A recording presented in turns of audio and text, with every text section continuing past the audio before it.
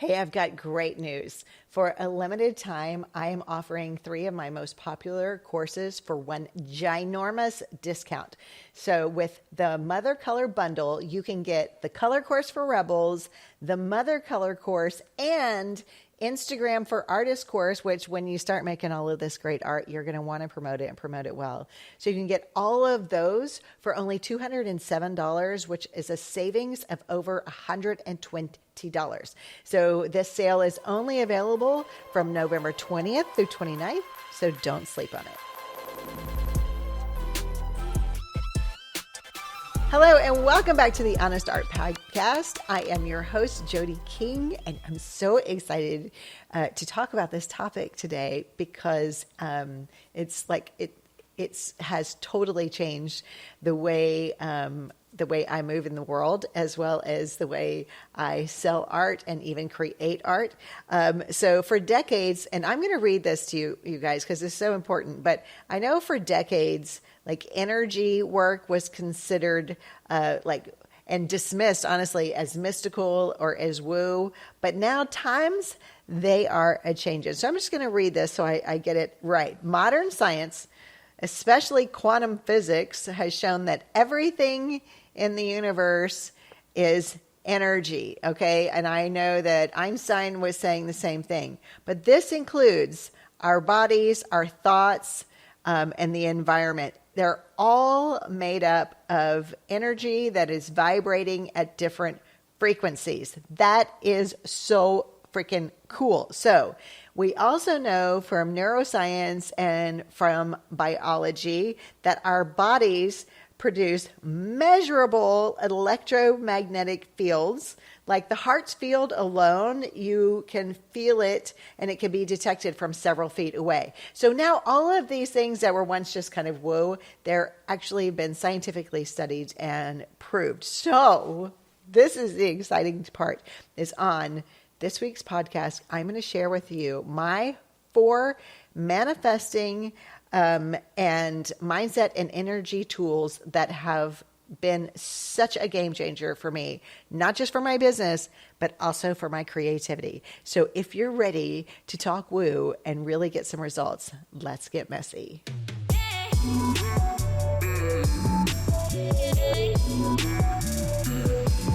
Okay, the first tool that I use is meditation, but it's not just meditation. It's meditation plus sitting in the emotion. So what the hell does that mean? Okay, so a lot of people think that meditation is only just sitting in silence. But the way I have used it and the way I was taught is we can use meditation for tuning in to different frequencies of the things that we desire in our lives. So what does that look like?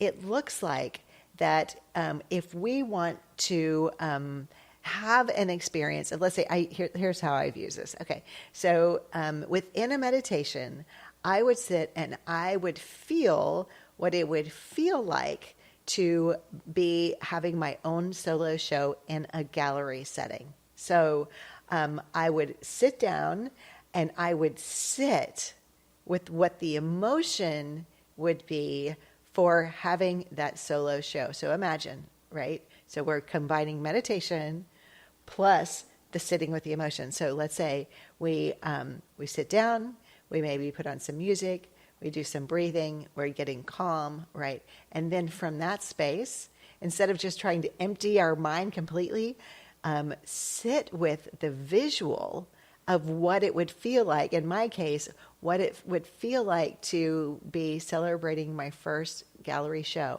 I know what how the lighting would look in the gallery and how the lighting would be dim. And then I imagine what it would feel like to walk into that show and to see my art hanging everywhere. Can you just feel the emotion bubbling up within me right now? Because that's the whole idea, is we sit with the emotion. So I did this for, oh my gosh, I did it for so long. And every time I would sit with this idea, I would feel happy and I would feel just excited, and I felt accomplished. I couldn't believe it was happening. There was just this joy that bubbled up inside me.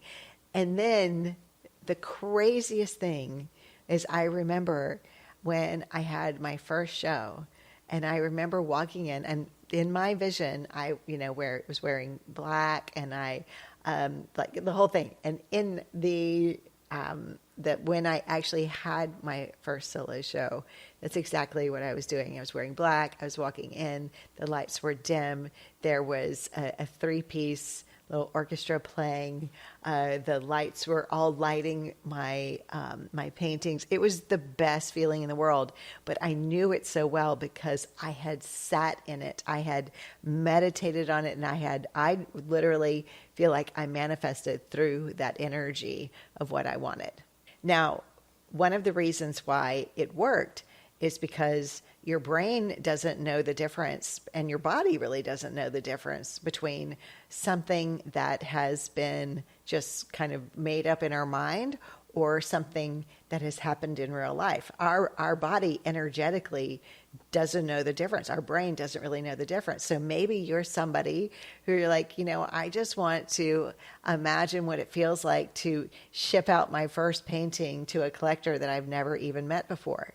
Well, for you, what you would do is you would dedicate yourself to sitting down regularly, like several times a week in meditation, quieting your body, doing some breathing, and then sit in the feeling of what it would feel like to, first of all, receive that money, right? What does that feeling feel like?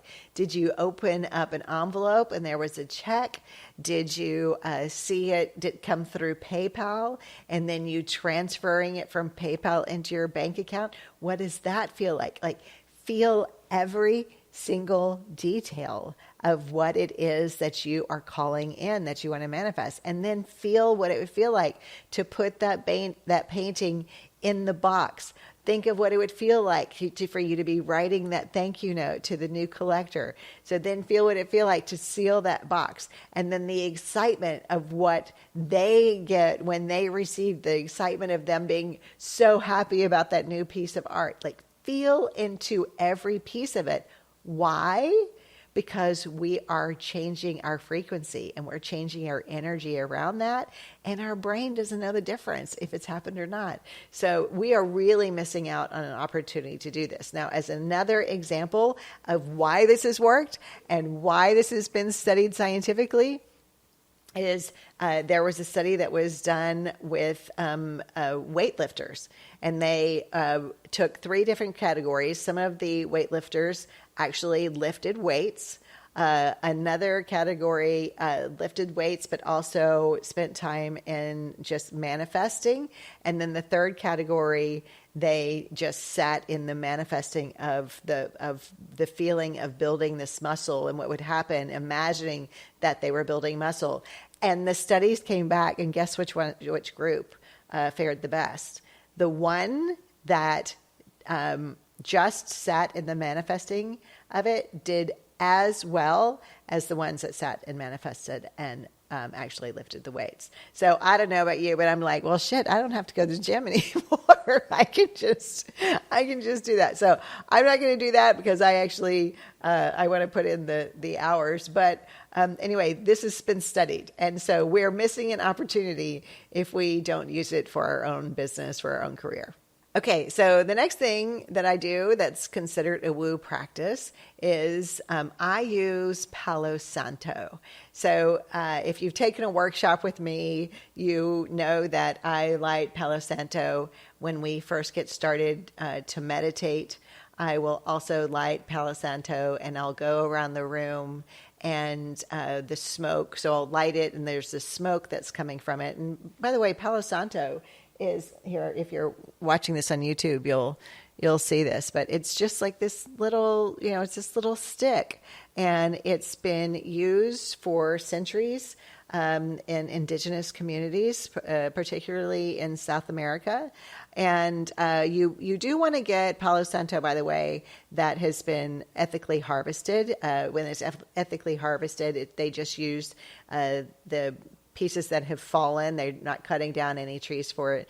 And so it's been ethically harvested. Anyway, I know it sounds incredibly woo, but one of the things I love about it is it's kind of like thinking of it a bit like Pavlov's dog. So when I sit down to meditate and I have the same music and then I have the same smell of the Palo Santo, well, now we know with the studies with Pavlov's dog, if you have the same thing, the same triggers, then you can have similar triggers in the body. So that Palo Santo and the music, it triggers me when I sit in meditation to drop in faster into that. Now, here's the thing I think is actually pretty cool.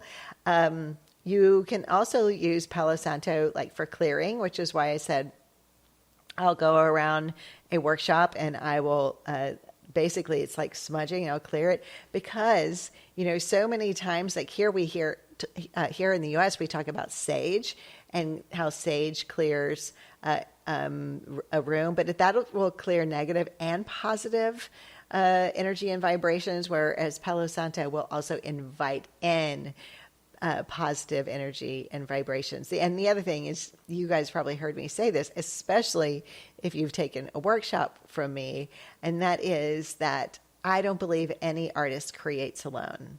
I believe that we are the faucet, but we're not the water, and that the water of creativity comes from someplace greater than ourselves. It is our inspiration. And so when we use Palo Santo, we are basically thinning the veil so that this inspiration and this creativity can flow to us and through us easier and so much more flow. And so in my studio, I always have Palo Santo and a lighter in my studio. I wouldn't, for me, maybe I'm a little superstitious, but I wouldn't start painting without clearing the space, clearing myself, and sitting down to meditate. So Palo Santo, that's my second one. Okay, real quick, I will tell you, if there's one thing that we know about all of the artists that have been super successful historically, is the one thing they had in common was community. And so we have answered that community call with the Honest Art Society. In the Honest Art Society, it's my membership where artists get monthly art critiques. They get several coaching calls a month for anything an artist might have a question about. We also do monthly trainings and we do art technique trainings as well. All of this in a community of kind, supportive artists. It's truly an asshole-free zone. And now, when artists sign up for a year with the program, you receive the Art Biz for Rebels course, which is an $1,800 value for free. Art Biz for Rebels has proven to be able to help artists who are really looking for that career. It covers everything from marketing to pricing to applying to galleries, all of it. So all of this for a limited time. If you're interested, head to the link in the show notes to join us. Okay, the third one, my third little woo practice or energetic practice is the act as if practice, okay? So what does that mean? Like, a lot of people talk about manifesting as like, you just got to sit there and you got to feel into it and then it'll manifest. Well, I think that I have been so successful with this manifesting and this energy work is because I add in the act as if method. And so what does that mean? So the way I like to think about it is, what would somebody who makes $100,000 a year selling art, what do their daily practices look like, right? So maybe you're somebody that maybe you've never sold a piece of art yet, or maybe you just sell them kind of sporadically here and there. Then you have probably a routine and a method that you use. But the saying, the definition of insanity is doing the same thing over and over again and expecting a different result. Well, the act as if method will help you get the different result. So imagine what an artist who is making $100,000 a year, 6 figures, 7 figures, 100 million figures, whatever you want it to be. But imagine what a day in the life of those artists look like and act as if. Okay, so some examples that you could act as if.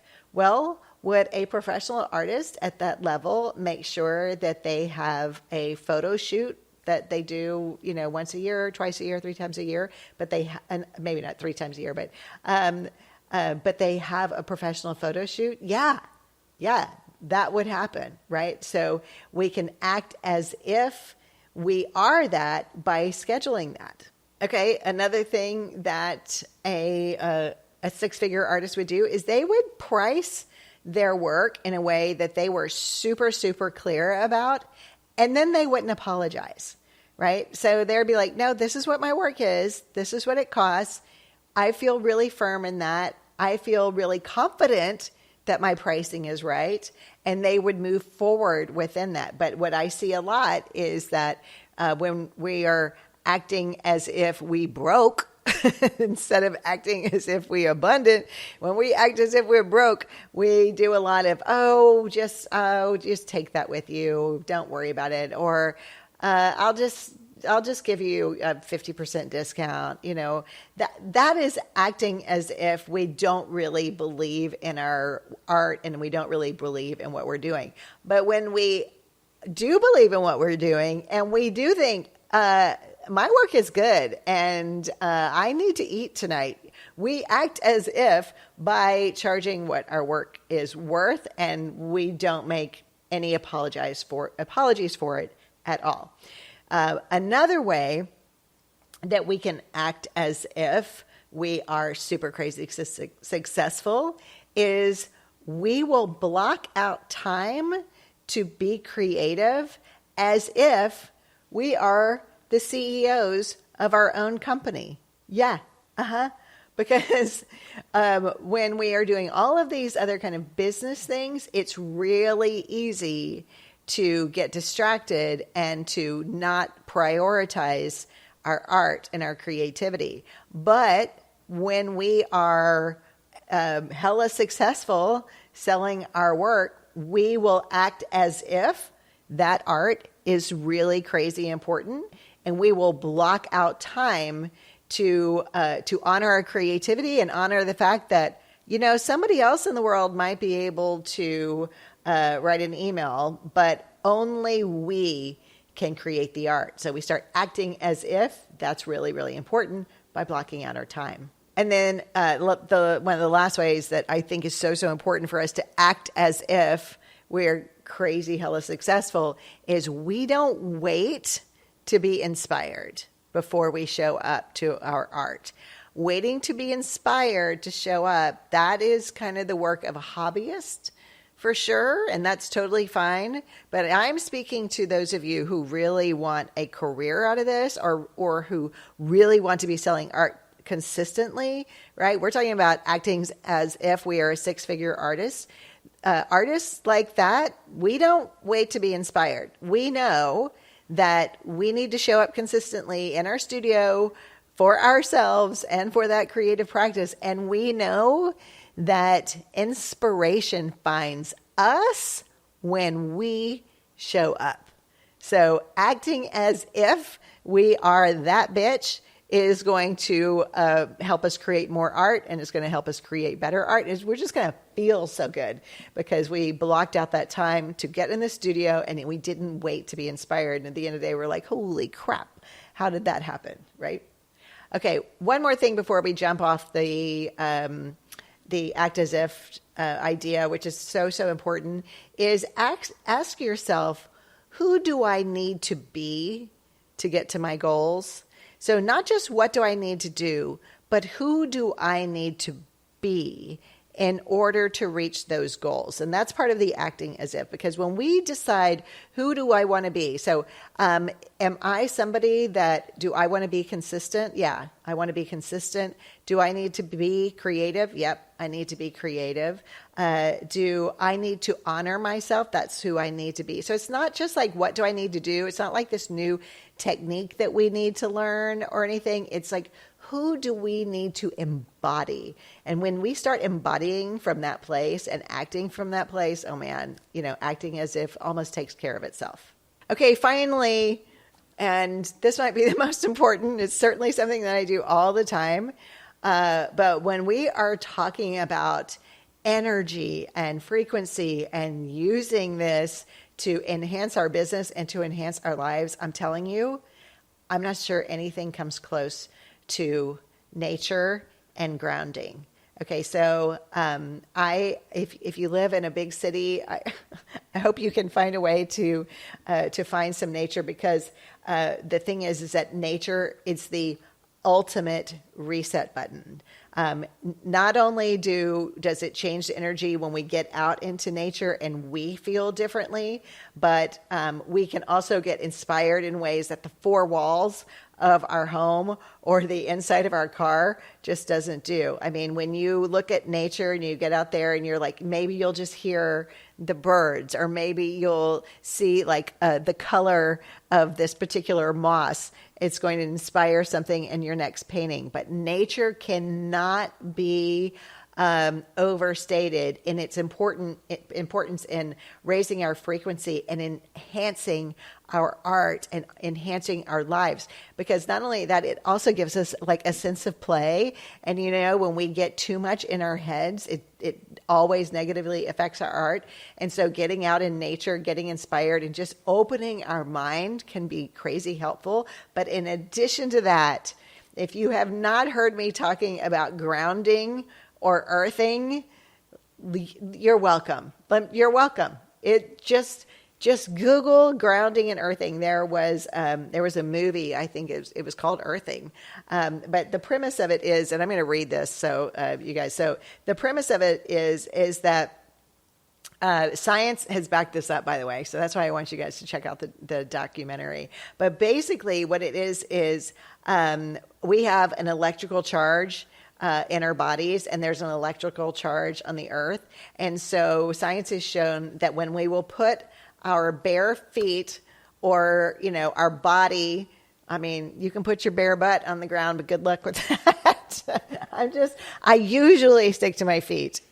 Or if you're gardening, same thing, you can use your hands. But the idea is that the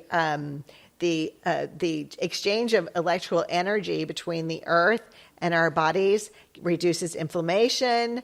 It balances our nervous system. It helps us sleep better.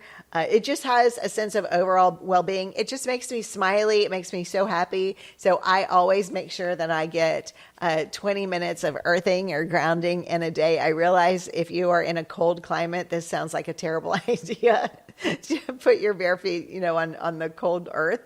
I live in Texas, so it's a little bit easier to do, a little bit harder in the wintertime.